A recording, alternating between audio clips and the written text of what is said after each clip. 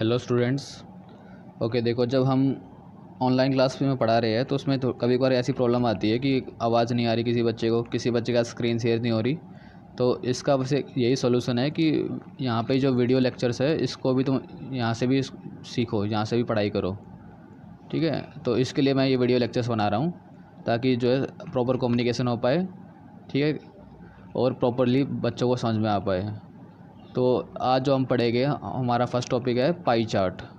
देखो, pie chart means circle graph, क्योंकि ये जो पाई चार्ट होएगा ये सर्कल की शेप में होएगा। ठीक है, तो it is also called a circle graph.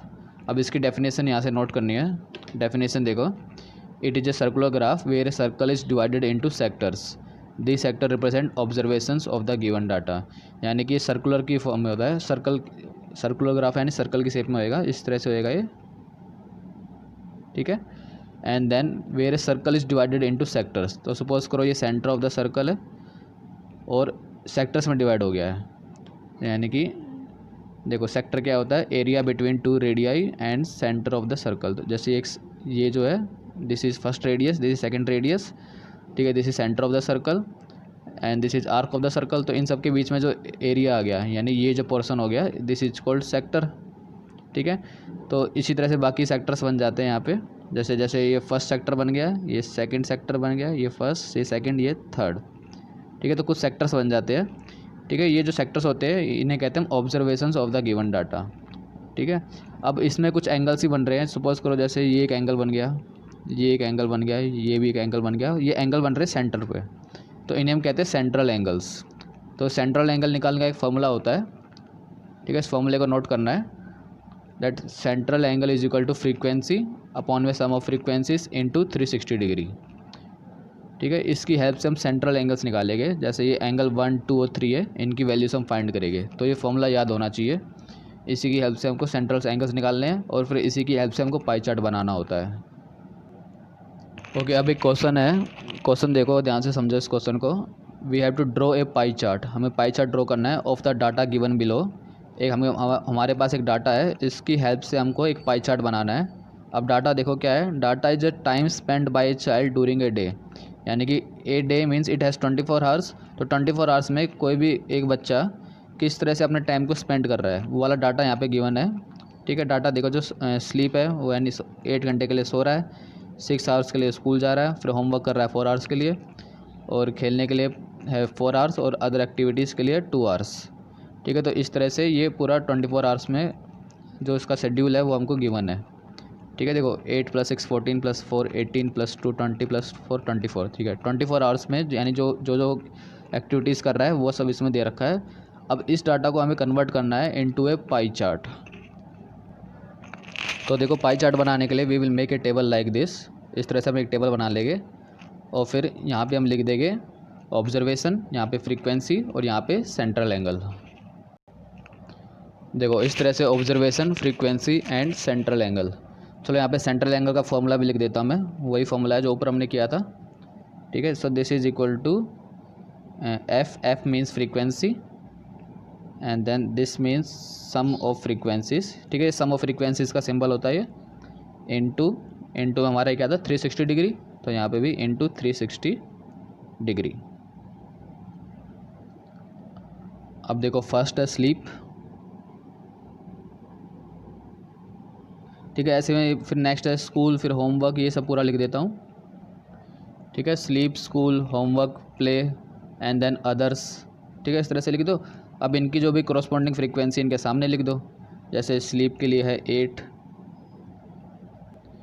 ठीक है, इस तरह से इनकी फ्रीक्वेंसीज इनके सामने लिख दो। अब देखो, इनका हमें सम ऑफ फ्रीक्वेंसीज निकालना होता है, तो सबको ऐड करके देखते हैं। सो 8 + 6 14 + 4 18 + 4 22 + 2 24। तो ये इन सब का जो सम है वो आ रहा है हमारा 24। ठीक है, अब बस हमें सेंट्रल एंगल निकालना सबका पहले। तो सेंट्रल एंगल निकालने के लिए फॉर्मूला देखो, frequency upon sum of frequencies into 360 degree. ये वही फॉर्मूला है जो पहले लिखवाया था। देखो, frequency upon sum of frequencies into 360 degree. तो सेम फॉर्मूला है। सबसे पहले न्यूमरेटर में फ्रीक्वेंसी और फिर ये डिनोमिनेटर में इसे कहते हैं सम ऑफ फ्रीक्वेंसीज। ठीक है, सम का सिंबल होता है ये, इनटू 360 डिग्री। तो अब हर एक का मैं क्या करना है, हमें सेंट्रल एंगल फाइंड करना है। तो सबसे पहले स्लीप का देखो, तो सेंट्रल एंगल को शॉर्ट में मैं लिख देता हूँ CA, ठीक है। तो इसकी फ्रीक्वेंसी है 8, तो ऊपर आ गया 8, और टोटल सम कितना आया था देखो ऐड करने पे, ये आ रहा है 24, तो सम ऑफ फ्रीक्वेंसीज इज़ 24,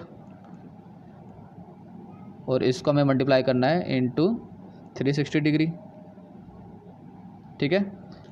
अब कर देते हैं इसको मल्टीप्लाई, तो ये 8 1 जा और ये 3 जा, और 360 को 3 से डिवाइड कर दो, तो ये आ गया हमारा 120 डिग्री, ठीक है। ऐसे ही हम सबके लिए निकालेंगे, सबका सेंट्रल एंगल निकाल देंगे, ठीक है। इस तरह से हम सबका सेंट्रल एंगल निकालेंगे। तो अब डायरेक्टली मैं क्या कर सकता हूँ, देखो 24 को ये 24 1 जा, और इसको डायरेक्टली कैंसिल कर दो 360 से, 15 जा, तो 6 इंटू 15, तो ये हो जाएगा 90 डिग्री, ठीक है। ऐसे ये भी 15, मतलब सबको 15 से मल्टीप्लाई कर दो, क्योंकि 24 को 360 से डिवाइड करके 15 आ रहा है, तो 15 इंटू 4 इज़ 60 डिग्री, ये भी 60 डिग्री, और ये 30 डिग्री, ठीक है। अब इन सब का जो सम है वो आना चाहिए 360 डिग्री, ठीक है। तो इनको ऐड करके देख लो, ये 360 डिग्री ही आएगा, ठीक है। इनको ऐड करके 360 डिग्री ही आना चाहिए, ठीक है। देख लो 120 यहाँ पे है, फिर 90 प्लस 30 ये भी 120 है, और 60 60 ये भी 120 है, तो 120 इंटू 3 यानी 360 डिग्री है। तो सबको हम ऐड करेंगे तो 360 डिग्री आ रहा है, ठीक है। तो यहाँ पे हमको ऐड करके देखना होता है कि 360 डिग्री ही आना चाहिए, तभी पाई चार्ट बन पाएगा, ठीक है। तो अब हम इस डाटा की हेल्प से अब हमें पाई चार्ट प्रिपेयर करना है। So first of all we have to make a circle, ठीक है। किसी भी रेडियस का एक सर्कल बना दो, ठीक है। So using compass we will make a circle, ठीक है। देखो इस तरह से using compass make a circle, क्योंकि ये पाई चार्ट मतलब सर्कल ग्राफ ही तो होता है, तो एक सर्कल बना दो, ठीक है। अब इस सर्कल में देखो ये जो है दिस इज़ सेंटर, और किसी भी एक रेडियस को पहले हम मार्क कर देते हैं, ठीक है, यूजिंग योर स्केल, ठीक है। जैसे ये हमने मार्क कर दिया एक कोई भी एक रेडियस, इसका मतलब हम यहाँ से स्टार्ट करने वाले हैं, ठीक है।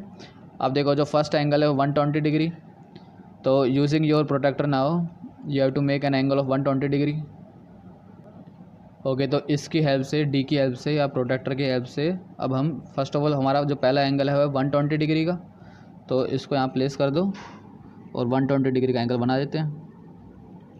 तो देखो 120 डिग्री यानी कि ये आएगा यहाँ तक कहीं पे, ठीक है।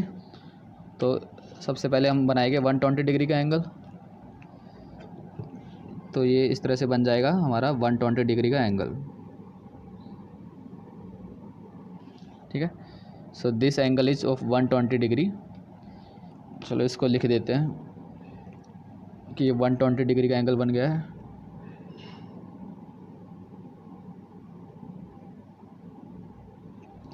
ओके, नेक्स्ट एंगल 90 डिग्री का, तो 90 डिग्री एंगल बना देते हैं। अब इसको यहाँ पे प्लेस करना पड़ेगा, इसको थोड़ा सा इस तरह से घुमा के। अब देखो यहाँ पे 90 डिग्री का एंगल बनाना है हमको, तो 90 डिग्री आ रहा है यहाँ पे, और इसको इससे ज्वाइन कर दो बस। देखो यहाँ पे आ गया था, तो इसको इससे ज्वाइन कर दो, तो ये एंगल जो आ गया ये आ गया 90 डिग्री का। इसको भी लिख देते हैं दैट दिस इज़ 90 डिग्री, ठीक है। इस तरह से अब नेक्स्ट एंगल है 60 डिग्री का, तो अब 60 डिग्री बना देता हूँ इसके बाद यहाँ से, ठीक है। ऐसे करते जाओ, वो पूरा जो है ये सर्कल ग्राफ बन जाएगा, ठीक है। 60 डिग्री यहाँ पे इस तरह से रख के, और देखो 60 डिग्री कहाँ पे आ रहा है, ये आएगा 60 का लिए यहाँ पे, तो यहाँ पे ये 60 डिग्री बन जाएगा, ठीक है। दिस एंगल इज 60 डिग्री, ठीक है। इस तरह से तुम्हें करना है ये पूरा कंप्लीट।